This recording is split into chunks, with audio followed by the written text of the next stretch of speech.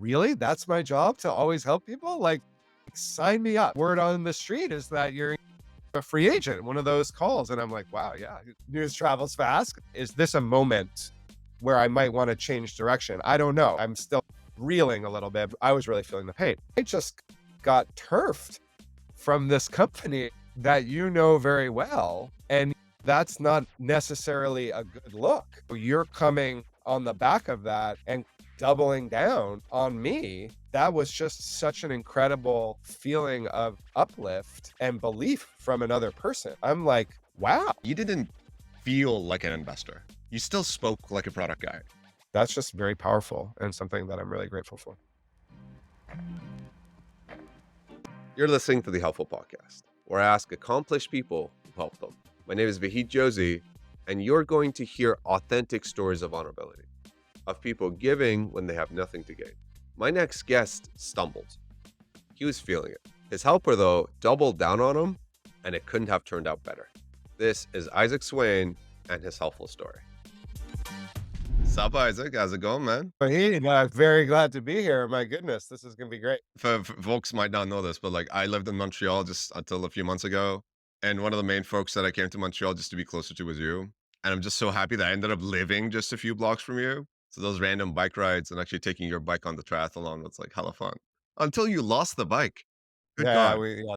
that's too bad. But hey, it's always been fun hanging out with you, even when we lived in different cities.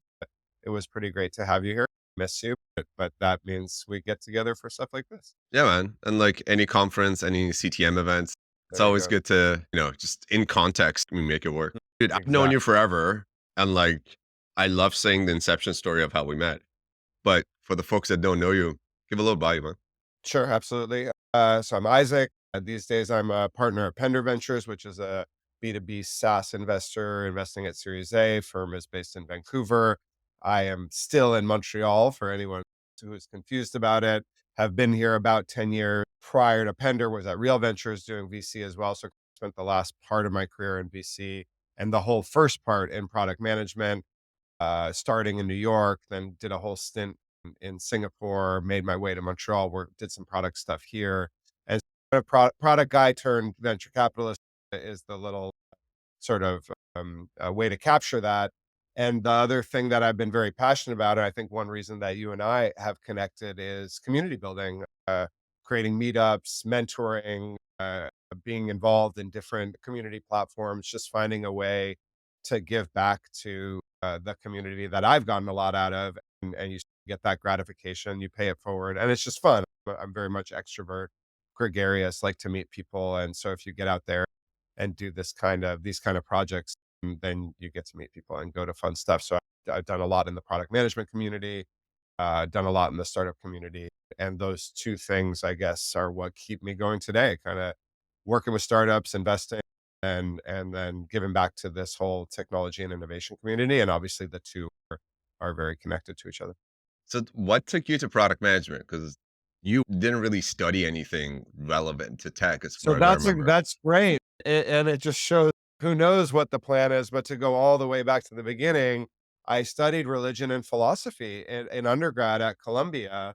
And to no great plan, it's just I had, the kind of supportive parents who were like, go for it. And I think maybe it was a time there's more pressure now. You got to study something really practical. But at the time it was like, yeah, go for it. And met some people in my course of study who were doing a startup in the dot-com boom and dropped out of school to join the startup, which I knew nothing about. And actually the things I knew about it, I wasn't even sure it was going to be successful, but it was just one of those opportunistic things of, hey, this seems a kind of unique experience on the one hand versus Columbia.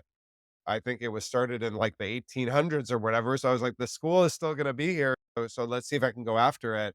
The startup didn't go anywhere, but I got exposed to this whole world of technology and the internet. Like I was aware of it, but not really. It just wasn't my thing. And I wasn't an engineer and I wasn't a tech geek and I wasn't a gamer. And that 1 year was like, well, that is probably a place where you could spend your whole career around very intelligent people. You could make money, you could build nice things, like maybe lean into that lucky break of finding out that world. And so didn't get out to it right away. I traveled and, went around the world a little bit and did other kind of projects to develop myself. But when it's like you do have to get a job, I used that experience in a startup to get into, it was a publishing company, Scholastic, into what was effectively a low level product management role, which it wasn't even called that at the time. It was kind of earlier days of product management. And I think the way it worked for me is because product is about sitting in between these very creative engineers and designers, and then the rest of the business and the market and the customer try to be this translation point and this place where information coalesces. You help people make decisions, you keep things on track and move things forward. And that part I was good at.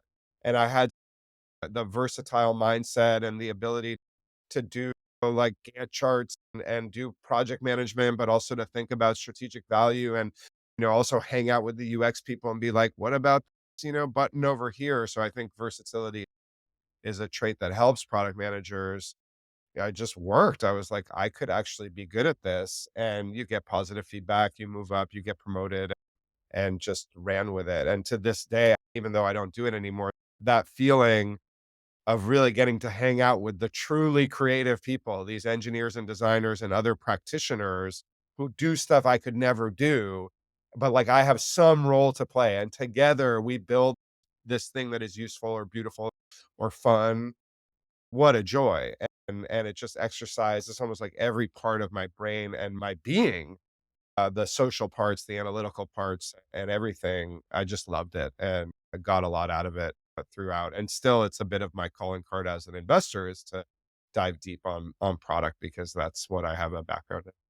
So I met you right as you make the transition from product to investment. I remember we were at some party at TWG and I'm talking to you, just say, hi, how's it going? And you didn't feel like an investor. You still spoke like a product guy.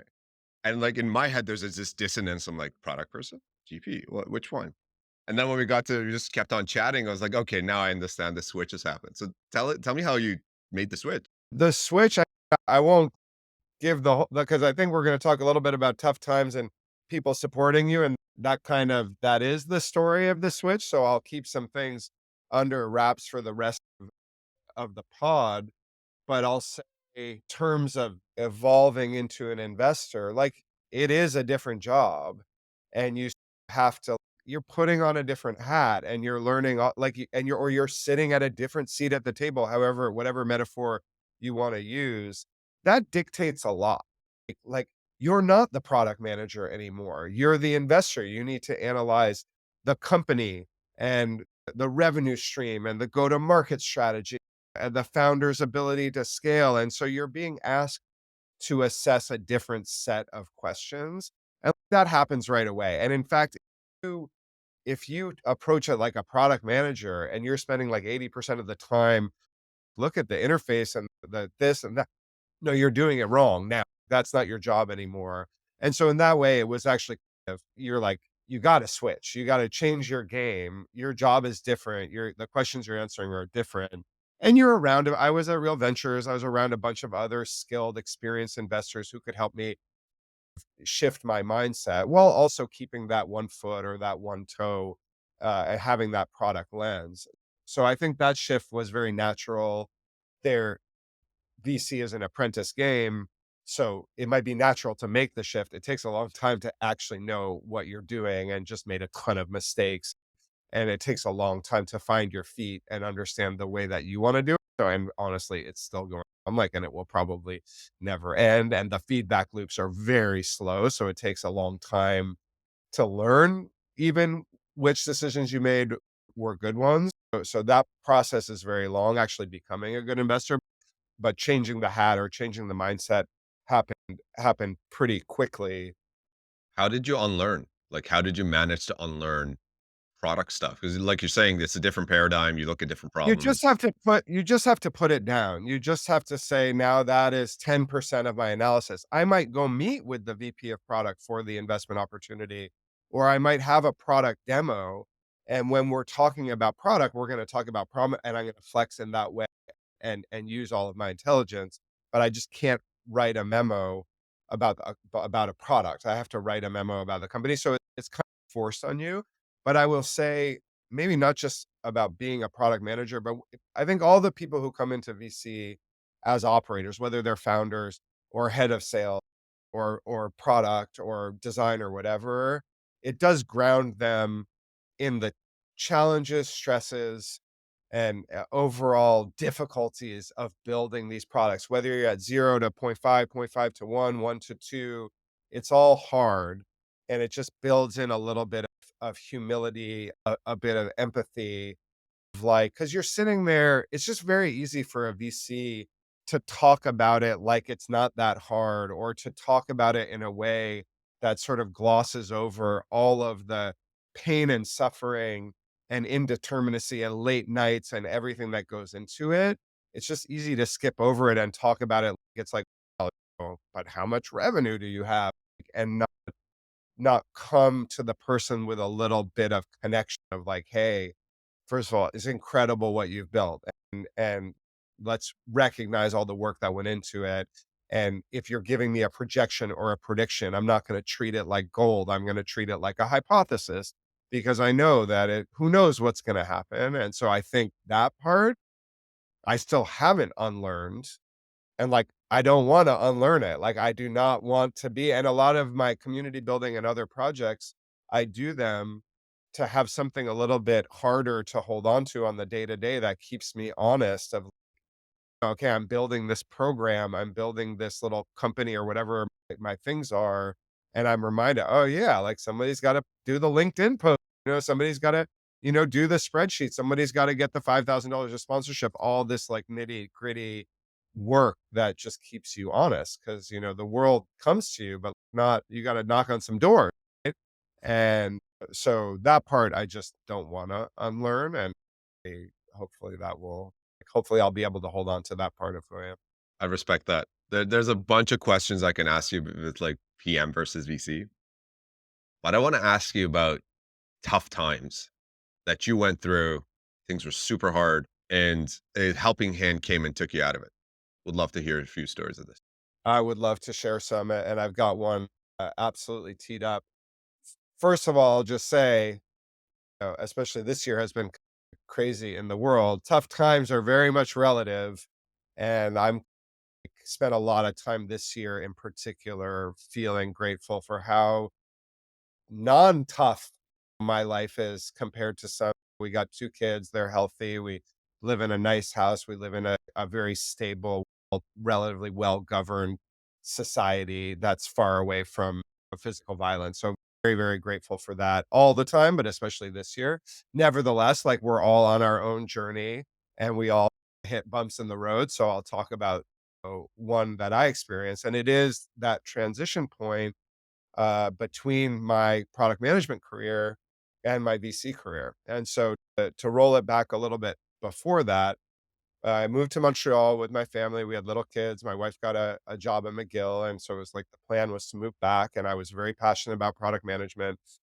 And I met a bunch of people, including a lot of people at Real Ventures who work the heart and soul, and some still are the heart and soul, but very much at that time, 2013, heart and soul of the Montreal startup ecosystem, meaning they'd invested in lots and lots of different companies that were relevant to me. They had done the Notman House project, which was really growing and thriving. They had they were running Founder Fuel. They were helping with other big platforms like Startup Fest. So met a bunch of people in the Real Ventures direct ecosystem, like the partners, and ended up uh, working for one of their companies, Frank and Oak. And so my first 2 years, where it was at Frank and Oak, this very cool, interesting e-com company that had been backed by Real. And John Stokes was on the board, and so I'm like bumping into the Real Ventures people there. I get involved in Notman House as a volunteer. I become a mentor in Founder Fuel, which was the premiere, and I know you've been involved as well. And so I'm getting sucked into their world from every angle because they're into early stage startups and they're into community building. And I'm into early stage startups and I'm into community building. So we just were really very, very connected. And so in those first 2 years, we crossed paths in a lot of different ways, all of the partners and a lot of the employees. First 2 years at Frank and Oak, I leave Frank and Oak. I do a whole kind of process, wide open. What's my next move? Still want to do product, very passionate about it. And we get 40 coffees, meet everybody I can, and I end up at Sonder, which at the time was called Flatbook, uh, another real ventures company that had come out of Founder Fuel. And it was not surprising that would be the case, right? Because again, they were like in all of the companies and they were in all of the cool, fast moving, not everyone, obviously, but very many. So then again, I'm back in the real ventures ecosystem. Now I think Sam was on the board for a while, and I remember JS came in and gave like a talk about AI to this was actually like before AI was hot to trot. And I was like, oh, this guy's interesting what he's talking about. So once again, I'm back in the real ventures ecosystem in a way working for Sonder. And that company was just a wild ride, like a very complicated business that they run, which is a kind of tech-enabled hospitality business. So there's just you got to get the apartments, you got to get the furniture, you got to stick it in, you got to list it on Airbnb, you got to, and so just all a ton of moving parts. Fascinating to learn about that whole industry and how technology can disrupt it. The Francis and Lucas were incredibly hard driving, intense. We're too young to know any different. Like we're just going to go after this market, and we don't care if we don't have a competitive advantage. So the culture was very intense, very performance oriented, very fast moving, very energizing. And it was just fabulous. And I actually was able to bring a lot of very valuable things to the company when I joined because I had more experience, because I knew how to do product management. So I was able to put in frameworks and partner with Eric, who was the CTO, to actually get product moving in a more systematic way. But my work in the company extended well beyond that. Like I was managing a bunch of other business units because we didn't have enough executives. I was very much a close confidant of more of Lucas than of Francis, but of the founders. And I was part of this very small executive team that was making a lot of decisions for the fate of the company because there was five of us. It was me, Francis, Lucas, me, Eric, and Martin Picard, who ended up going through the whole cycle with them. And so it was just fabulous. Like I was having a big impact. The company went through crazy ups and downs, but ended up raising a Series A from Spark. And so now we had this money and we were planning out the future. And, it was really good. And then it got less good quickly. Like startup years are like dog years. So, like 3 months can be like a year, and so somewhere at the towards the end of that year, as we added a bunch more executives to the company, we had money, the center of gravity was actually moving from Montreal to San Francisco, and eventually they were in the process of planning of really moving the whole company. So just there were a lot of changes happening in the company, changes to the way the company was run, changes to my role, changes to who had power, et cetera, et cetera, et cetera. And I didn't like it. Like it didn't go that well for me personally. Partially, I think it was about me losing certain power within the organization, like having less influence and giving up some of my special projects. Part of it was maybe some aspects of the way the culture was developing. It's a fine thing to have a high performance culture. Sometimes it can get, very much on the edge. And I think at the time Sonder walked that line. Like sometimes they were pushing very hard and it was not always at my speed. Part of it was interpersonal and the way that I interacted with specific players in the company. So it went from this thing of being like, wow, I'm a crucial member of the brain trust of this company and I'm having a big impact and I'm doing work that I love and it's great to this doesn't feel that good. And then a few weeks after that, they were like, you're out. This is the next phase of the company is coming. We're kind of like moving everything around. We have all this leadership and different people coming in, having you with the amount of power that you want to have and the influence that you want to have and the way you want to work in this company, not a fit anymore. And not like, hey, we're going to find something else for you to do. No, that's it. Like, end of the line. We're going to go forward with other people. And it was one of those like shocking, but not shocking things. I was like, that's not what I wanted to happen, but as I take a step back, I'm like, "Huh, I'm not so surprised." Like, I also felt that there was something off. My grandmother used to always say that if you're in any average intelligence, you've actually thought about most eventualities that would happen to you, but you can never guess how it would feel. So when it shows up, it's always surprising. And that's a great way to put it, and it was a punch in the gut, but then when you and maybe I thought about it, maybe I'm not, but after a while, it becomes clear. You're like, "Oh, I see why that happens, and maybe it's for the good." Certainly, it did turn out to be for the good. So that was it, and here I was, like, out on the street, so to speak, not in the sense of not having my home anymore, but certainly being out of this place that I had and I was fully committed, like, that is my kind of way. I was there 50 hours, 60 hours, 70 hours, like, we used to do exec meetings at 7:30 in the morning, it was crazy, and I was there for all of it, so it wasn't just stepping out of some job, it was stepping out of something that I was super committed to, and, it was pulled out from under me, and it was a little not super acrimonious, but a little bit acrimonious at the end, and, it's impossible to not take that as a judgment at some level on you and either your skills or the way that you work. There's something like part of that outcome is something that I have to own. So there's that hit to my ego or my sense of self and the pain of realizing that if there's a failure, that part of that failure is on me. So that's where I'm at I've been there. coming out of that. Yeah. And it didn't feel that good. I think it was the middle. Yeah, it was like the middle of the summer. So it's a time when you wanna be, like, taking a break, but I was like, "Oh, no, I'm really gonna take a break because I just don't have a job now." And many people have been there, so it's not sort of unprecedented that you kinda lose a role like that, but it was definitely something that where I was really feeling the pain. And I was also at a moment where I was like, "Huh, okay, I've done these, like, 2 stints in product management in Montreal companies. I've moved forward. I've done well. I like the field, but do I want to keep doing that?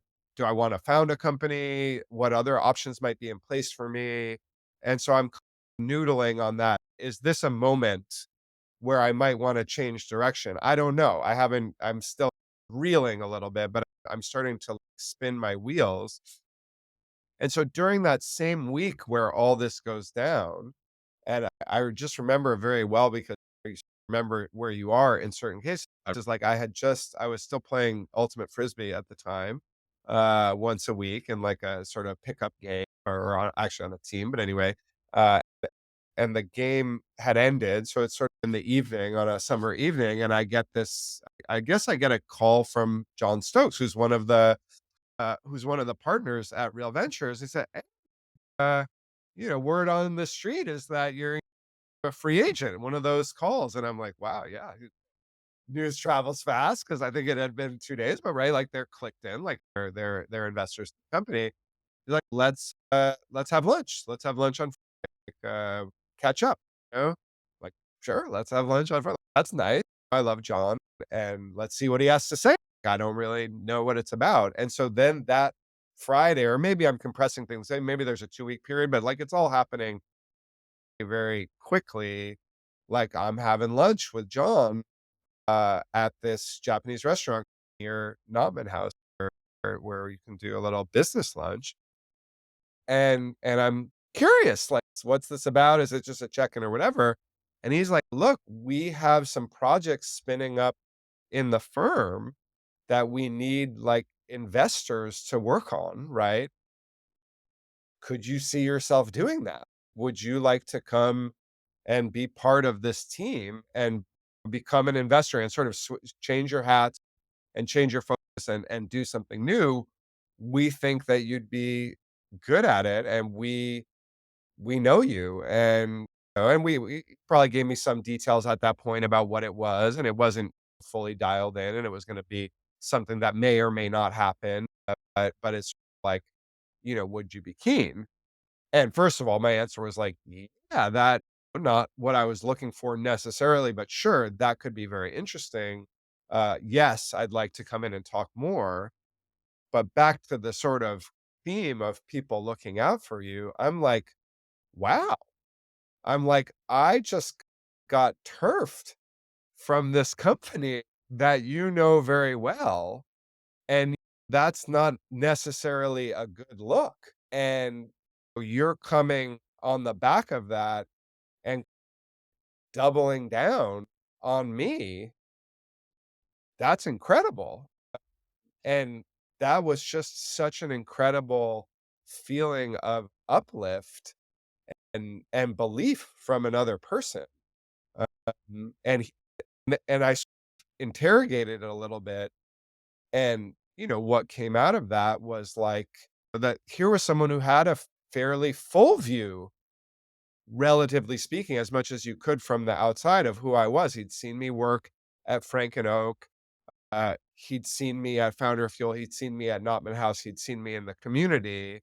And to him, I won't speak for him, but it's like that entire data set uh, was what he was basing the judgment on, not the way things went down at the end at Sonder.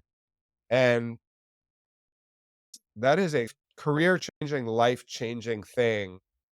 And maybe there were other people who helped them make that decision. I knew Alan pretty well as well. So I'm not saying he acted on his own, but I do think he took the initiative and has basically created the pathway that I've been walking on for now the last kind of 8, 9 years, and the pathway's open for me for many years. So I've like created this opportunity for me, and that's just very powerful and something that I'm really grateful for.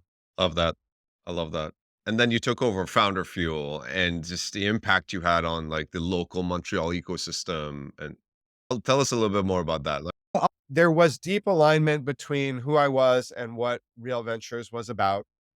Uh, and that's why that decision went down, right? Because there was all of this common ground and common viewpoint. Not only did that make it possible to get it done, and it turned out that just to provide details, that there was a second fund being spun up that was just for Quebec companies. So it's gonna be side of the main fund. They needed more people to work on it. They had Sylvain Carl. They needed another person. So Sylvain and I collaborated on the fund, and then we brought Katie in years later, and that fund is still going under her management. So that was the project, which did turn out to be a real project, and we did get 30 million or $31 million, and I spent years helping to invest and then look after the investments. Everything else, like it was so what they were up to, investing in seed companies and doing Founder Fuel and doing other platform stuff and doing other community, like I was 100% teed up to do that work. So when then we're like, someone needs to run Founder Fuel. Yeah, I want to run Founder Fuel.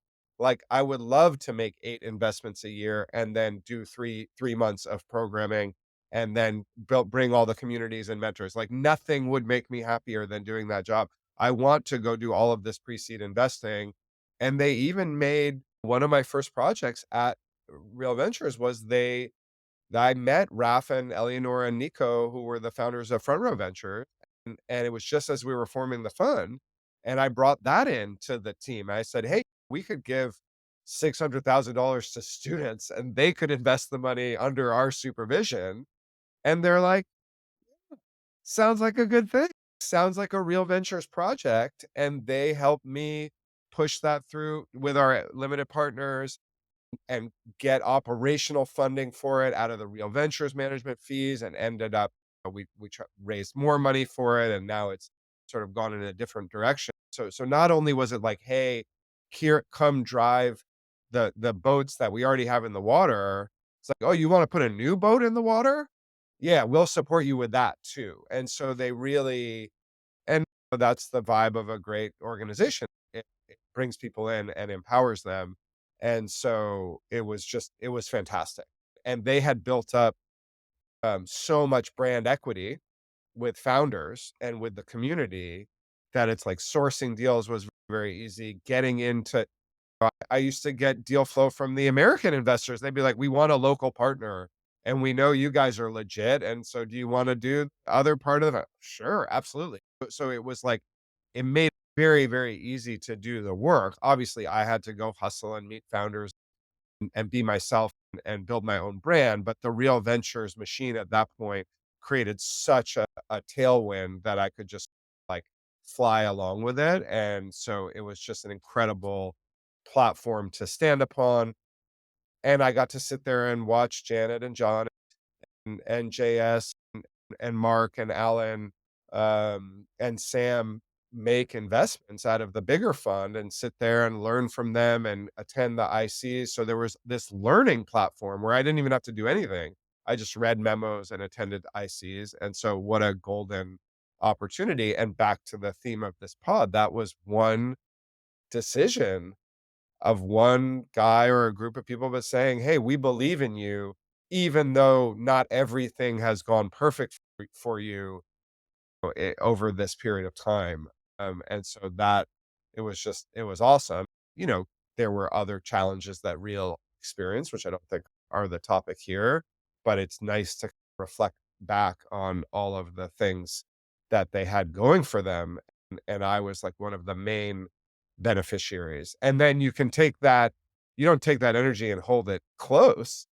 You just spread it out to the world and you're like, "Yeah, I've got this. We have money, we can back your companies, we can support your community initiatives, we can support Front Row Ventures. We're gonna take what we have and we're gonna put it back out there in the universe." And that's the MO. That was the MO of the firm. And so just, super positive experience for me. Love it, man. Like I met you right after that transition, I remember. And you had a whole different energy. Like the energy you had then is way different than the energy you have now. Like the energy I know you with. So I can only imagine what was going on in it. But what help are you always willing to give that folks might not know about? Sure. It's a great question. And I'll just say about helpfulness. So first of all, anybody can help anybody, right? And there's a level at which no matter what your job is or what your situation is, we all have this opportunity to take a little bit of energy that we have and pay it forward and help someone out and do them a solid. One of the one of my favorite parts about being an investor in particular, it is actually your job. Like, and if in a way that creates a higher bar, it's not like you can't just help people every now and then. You gotta be, like, always helping people. On the flip side, "Really? That's my job to always help people? Like, sign me up." You know what I mean? It is truly now everybody approaches the role differently, and I think early stage investors are the most in that sort of pay it forward, helpful mindset, but I think most investors have this mindset, and most of them have this in their job description. So I that's what I love. So how does that manifest? Number 1, it is literally my job to meet companies all day. And while Pender has a fairly narrow thesis about what kind of stuff we're looking for, I will continue. So obviously, I love to meet companies that are in that thesis area, even if they're miles away from our revenue thresholds, because now it's almost self-interested helping. I'm going to give you feedback on your deck and I'm going to make some intros to some pre-seed and seed investors. And I'm trying to line up for that round in 2 or 3 years if I can. But in the meantime, it's all just give it away for free because maybe I collect on that, maybe I don't. So I'll always help companies in the thesis area. But if it's early stage, I'll still take the meeting when I have time, especially if it's in Montreal, especially if it's like a woman founder or a founder from a disadvantage from a like a less advantaged background, because it's like I have all of this information about how to pitch your company, who might invest in it, how to approach the whole process of being VC backed, or even if should you be VC backed.